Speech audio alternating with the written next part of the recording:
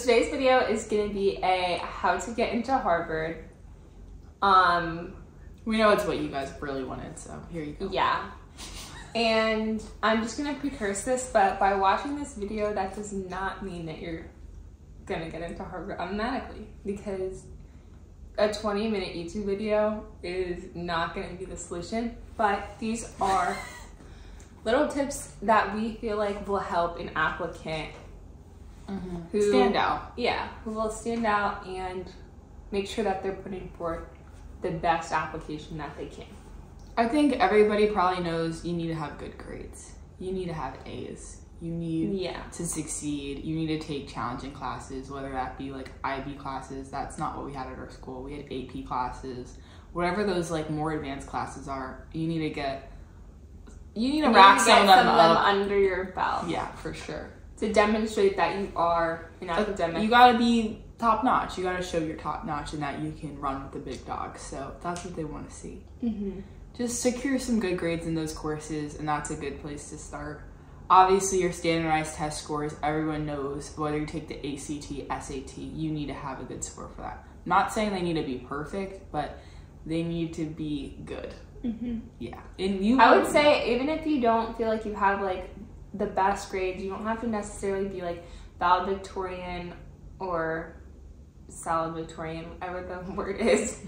You don't have to be that, but what you do have to be is strong in your academically. You have to be strong academically still, but you also need to show, I feel like the most important number one thing that set us apart was how well-rounded we are. Yeah, I agree. I mean, we don't know nobody knows what was the defining factor about what got them into Harvard, but we can tell you the things that we did. And not saying you guys should exactly do that, because you should be true to yourselves and do the things that you want to do. That's always important. I think that's what they're looking for. They're kind of looking for like what makes you unique. They have applicants, and I know applicants who applied and they had perfect SAT scores, perfect ACT scores, were perfect on paper, had all A's, and that wasn't enough. So they're not just looking for someone to have a perfect grade. So don't watch this video and be like, oh my gosh, I have like one bad grade or whatever. Yeah, you should still apply. Yeah, you should still apply if you feel like you're strong in other categories. Regardless, you should still apply, because what do you have to lose, really? Nothing. I think we didn't know. I had no clue if we were going to get accepted. One of the most nerve-wracking moments of my entire life was waiting to open the application. You guys we'll link it down below. You guys can watch. Maybe we can put a clip. Yeah, maybe we can put a clip of that video of us opening it, because it's honestly crazy. Let me do the count. Let me do the count. Hey, come on. 3, Pressing the button. 2, 1, go. 3.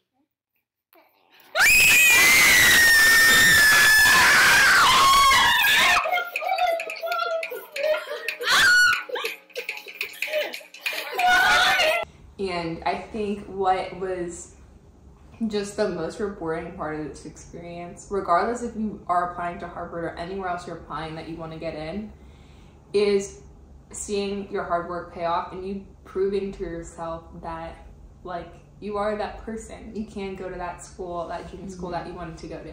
Yeah. So of course it's a long road. It's not a sprint, it's a marathon, for sure. It's definitely a marathon, and it's important to just validate yourself along every step and say like, I'm capable, I can do this, and I'm just gonna give it my best shot. And that's honestly all you can do. And I feel like after submitting our applications, I honestly was at peace. She wasn't really stressed, because it's like there's nothing you can do at that point. It's like, why am I gonna sit here stressing about it? Either you want what I'm offering or you don't. Don't take it personal. Like, if someone rejects you, it's because they're not for you. Rejection is redirection. I believe that wholeheartedly. I still believe that. Just because I got into Harvard doesn't mean I didn't experience failure in other aspects of my life. So with that being said, I think you can't be scared of failing, because that is what's going to hold you back. You just have to go at it like, I am going to do this and I will succeed at this. Right. And you're going to get your body. Like, that is right for you. So things that I think we did, we had a lot of extracurriculars and a lot of community service and different activities that we did. We both volunteered at our local hospital. We volunteered doing basketball for clinics. coaching basketball clinics, as well as we were youth basketball coaches for like girls that were like ages in the grades 5 to 6th grade, and also we coached younger kids who were like in kindergarten. Honestly, the community service was kind of like we just did it. We honestly just did it. We didn't like plan out like we're gonna do this for community service.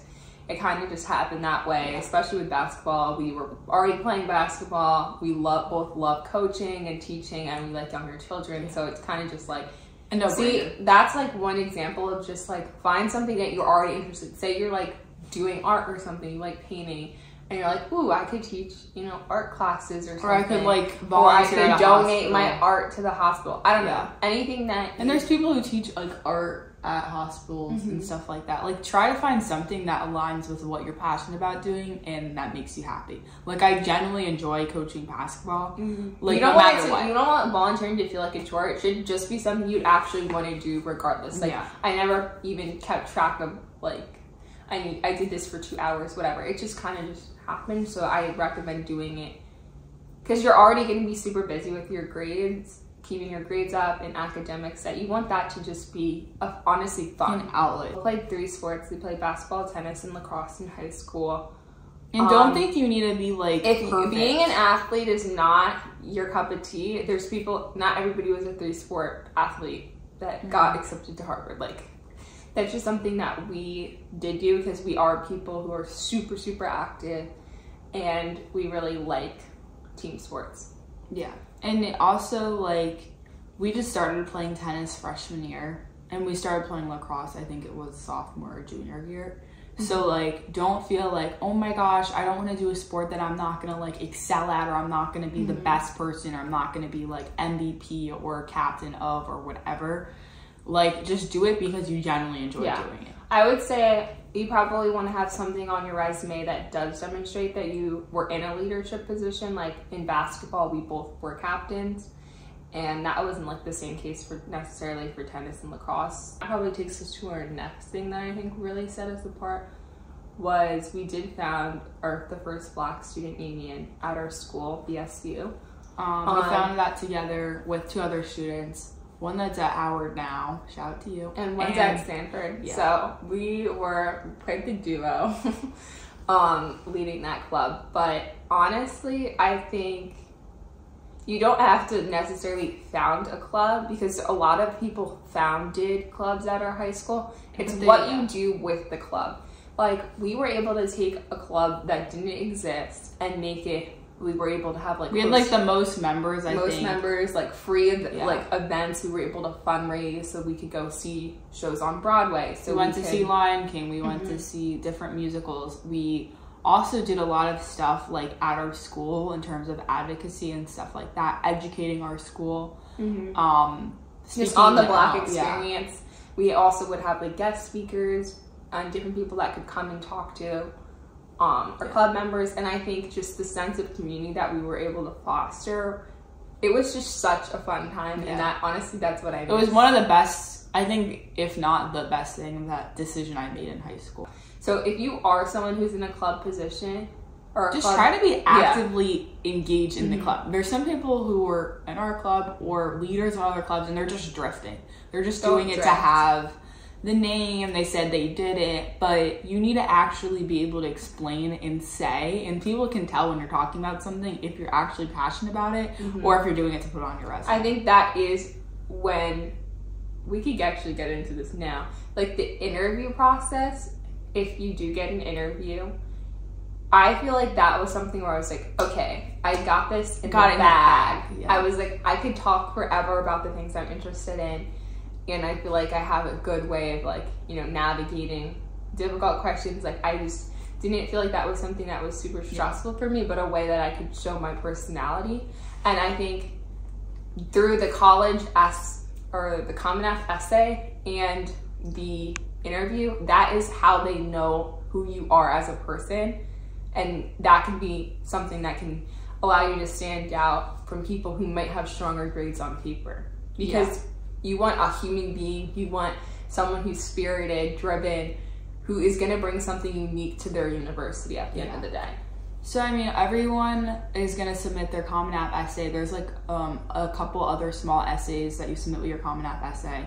And your Common App essay is literally just saying, like, there's a bunch of questions. There's like, they change them every year. They're like about 6 questions, but they're all kind of the same themes every year. And then there's like one question I think that you can really answer anything you want, as long as it's like within 650 words. So that is your time to say who you are and be really clear about that. You are basically selling yourself, and you don't want to, at least for me, I never was so like careful about ever sounding braggy, like I'm a super humble person. So I feel like in my Common App essay, that was actually one of the biggest challenges, was to like, you have to try to like, not flaunt, but like include everything that I did nonchalantly, I would say, is the best strategy. Yeah, and you have to be like your own hype man. Someone reading this, they don't know anything about you, so you really need to be saying who you are, even if you feel like, oh my gosh, I'm bragging. No, girl, this is the time to brag. This is the time. I have another essay that you can submit for Harvard, which was literally an infinite amount of words essay with no,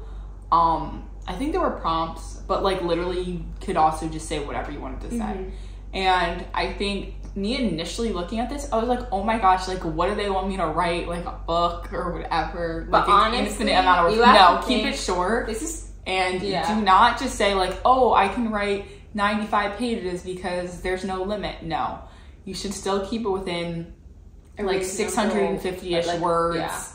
That kind of area, and then that's your time to literally say anything you didn't get to say in your Common App. Not all over the place, but talk about like maybe one or two things that you're passionate about, or things that you do that you didn't get to mention in your application, because there's really not a lot of space in the Common App to say everything you want to say. Like a folder or something where you can upload videos, which I think that is a good tool if you have any, you know, like maybe you have events that you've spoken at, or you have like a podcast, or you do interviews, or your art or your performances. Like think about how many applications that Harvard is getting each year. They do not have time to read through all of those applications.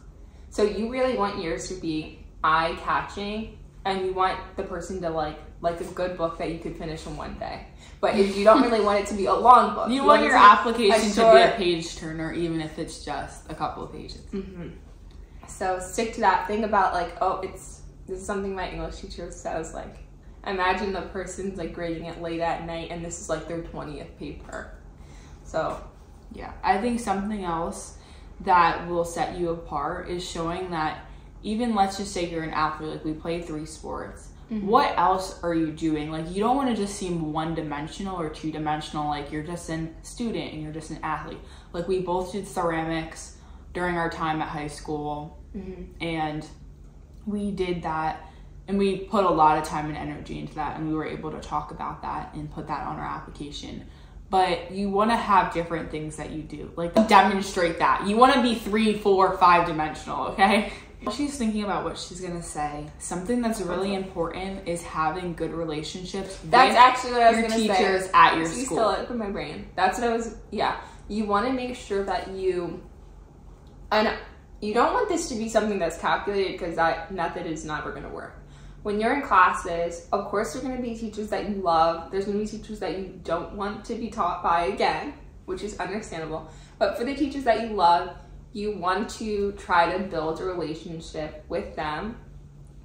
Not necessarily in mind that you're going to have them write your recommendation, but it's just good to make good relationships. So that way, if you do need them to write your recommendation, boom, you have someone. So like, just ways to just be on good terms with your professors and stuff and have a good relationship with them is go to office hours, even if you don't have a question. I mean, I always had questions, so. But if you guys get together early, then go there and maybe ask your professor something you're interested in, or maybe you want to do a project with your professor or whatever. You just want to chat. Literally, they like to know that you're interested in their life. Like, I have teachers that I talk to, and maybe I'm doing fine in the class, so I'm not even there to ask questions, but I'm just literally chatting with them about their kids or whatever, because I love doing that. And it shouldn't feel like something you're forced to do. Like, I genuinely enjoy talking to my teachers. And also, like, Maybe you get them little cards around the holidays, just expressing your gratitude for their and it teaching doesn't even need and to them be meeting something with you. that you're spending money on. You could literally get a piece of paper. I know this is old fashioned.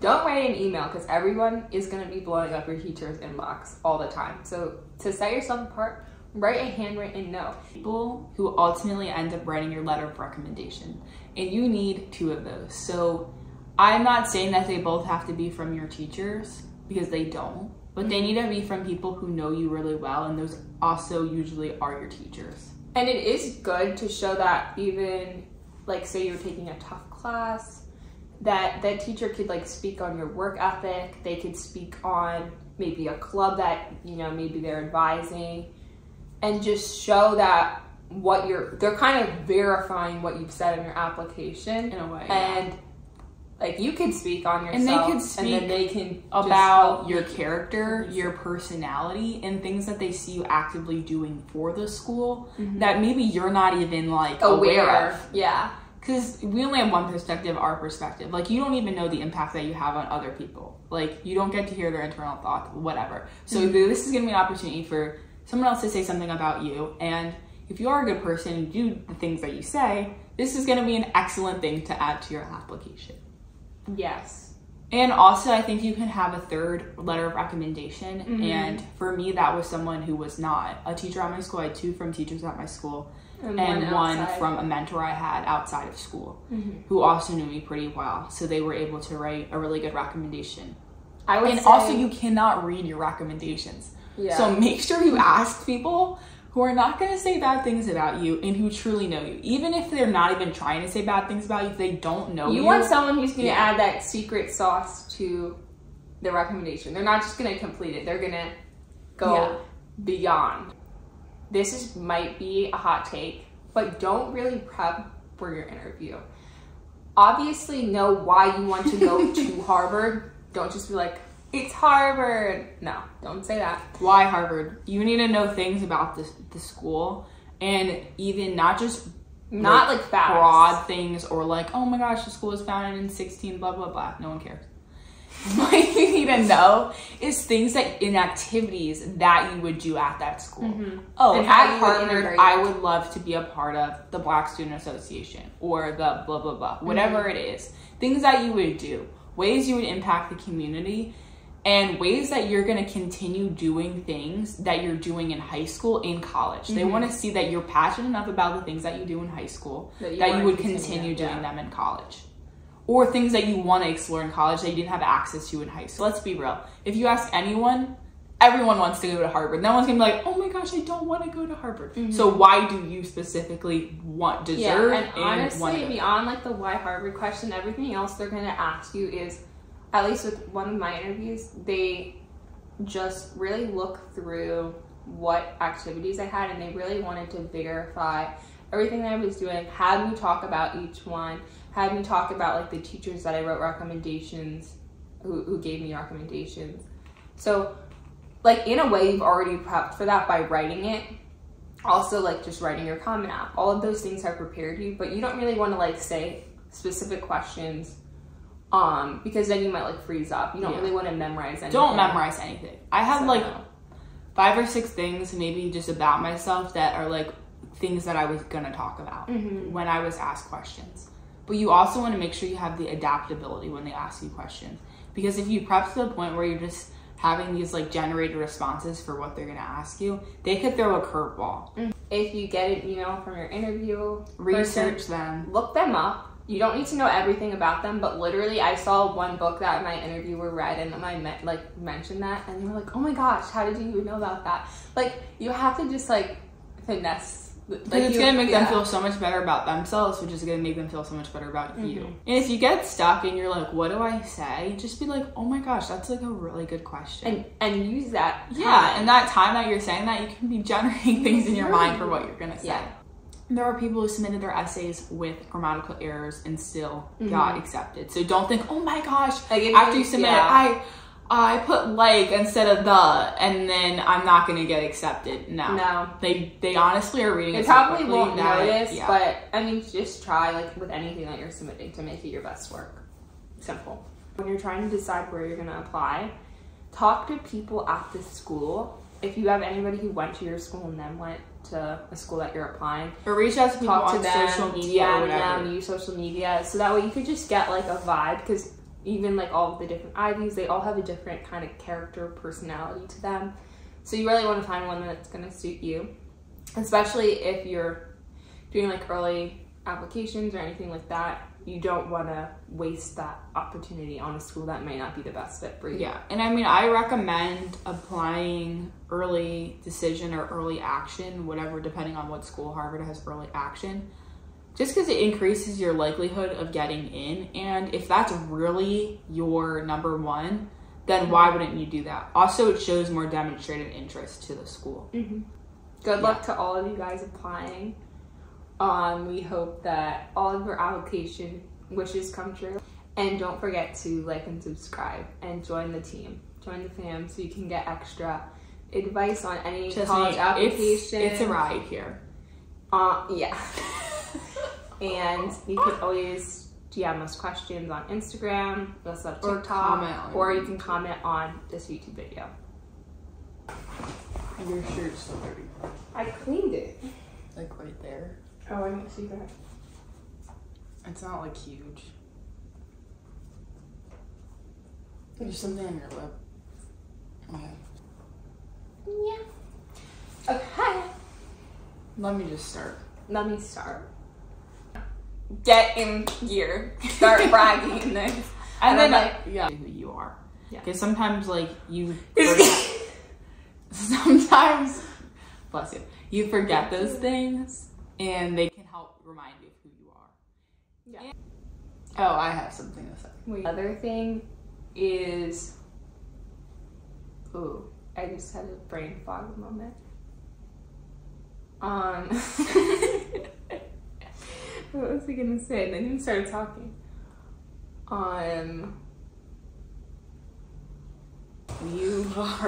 You're annoying. You're so chatty. So are you. I'm not